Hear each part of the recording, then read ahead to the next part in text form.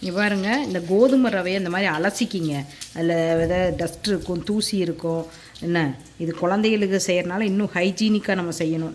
இதை நெய் விட்டுக்கலாம், கொஞ்சம் தாராளமாகவே விடுங்க, ஒன்றும் தப்பு இல்லை. உப்புமா தானே, நல்லாயிருக்கும், சாஃப்டாக சாப்பிட்றது குழந்தைங்க நல்லா விரும்பி சாப்பிடுவாங்க. நெய் ஆர்கானிக் நெய்யை யூஸ் பண்ணுங்கள். வீட்டில் தயாரிக்கிற நெய், தயிரில் எடுக்கிறோம் பாருங்கள், அதுதான் நெய். அந்த நெய் தான் நீங்கள் யூஸ் பண்ணணும்.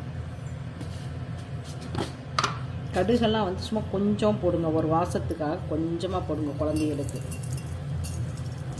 மிளகாயை பாருங்கள், இதெல்லாம் எடுத்துட்டேன், விதையெல்லாம் எடுத்துட்டு தான் வரமிளகா போடணும். நீங்கள் பச்சை மிளகாலாம் போடக்கூடாது. வரமிளகா 2 வாசத்துக்கு, ஒரு 2 மிளகா, அவ்வளோதான். இது காரம் வராது உங்களுக்கு, ஆனால் நல்லா அந்த வாசம் ஃப்ளேவர் நல்லாயிருக்கும். இதில் பாருங்கள், வெங்காயம் கொஞ்சம், இஞ்சி சீவி இருக்கேன், கருவேப்பிலை. ஆனால் ரொம்ப வதக்க வேண்டாம் வெங்காயத்தை, ஏன்னா வெங்காயம் ரொம்ப வதங்கிடுச்சுன்னா குழந்தைக்கு வந்து சாப்பிட்றதுக்கு திணறுங்க.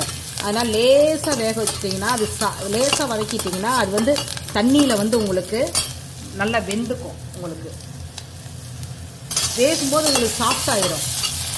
அதனால் வெங்காயத்தை வந்து ப்ரௌன் கலரில் போட்டுலாம் வதக்கிடாதீங்க. சும்மா ஒரு வதக்கு, அந்த வாசம் லைட்டாக வந்தால் போதும். ஓரளவுக்கு எடுத்தேன்.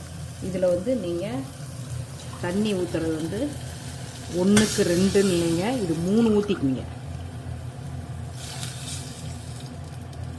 அப்போ தான் கொஞ்சம் சாஃப்டாக வரும். 3 கொஞ்சம் கம்மியாக ஊற்றிக்குங்க.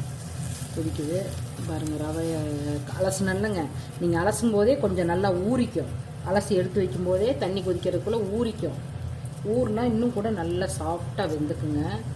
வடச்சட்டியிலலாம் வைக்காதீங்க, வடச்சட்டியிலலாம் பண்ணாதீங்க. இந்த கோதுமை உப்புமாவை குக்கரில் பண்ணுங்கள். நம்மளுக்கே சாப்பிட்றதுக்கு நல்லாயிருக்கும், சாஃப்டாக. குழந்தை இன்னும் கொஞ்சம் நல்லா விரும்பி சாப்பிடுவாங்கங்க. நம்ம என்ன ஃபுட்டு நம்ம வீட்டில் செஞ்சு சாப்பிட்றோமோ அந்த ஃபுட்டுகளை தான் நம்ம குழந்தைகளுக்கு கொடுக்கணுங்க. நாளைக்கு பெருசாகும்போது சில ஃபுட்டெல்லாம் சாப்பிட மாட்டேன்னு சொல்லிடுவாங்கங்க, சாப்பிட மாட்டாங்க. அதனால் இப்போ இருந்தே கொடுத்து பழக்கிட்டு வந்தீங்கன்னா நம்மளோட உட்காந்து ஒழுங்காக சாப்பிடுவாங்க. புதுசாக கொடுக்கணுங்கிறதெல்லாம் கிடையவே கிடையாதுங்க. என்ன ஃபுட்டு நம்ம செஞ்சு சாப்பிட்றோமோ அதவே இன்னும் கொஞ்சம் நல்ல சத்தான உணவுகளாக மாற்றி ஹைஜீனிக்காக செஞ்சு கொடுக்க பாருங்கள் குழந்தைகளுக்கு. வாழைப்பழத்தோடு வச்சு விட்டுங்க, காலை உணவாக கொடுங்க பெரும்பாலும். குட் பாய்.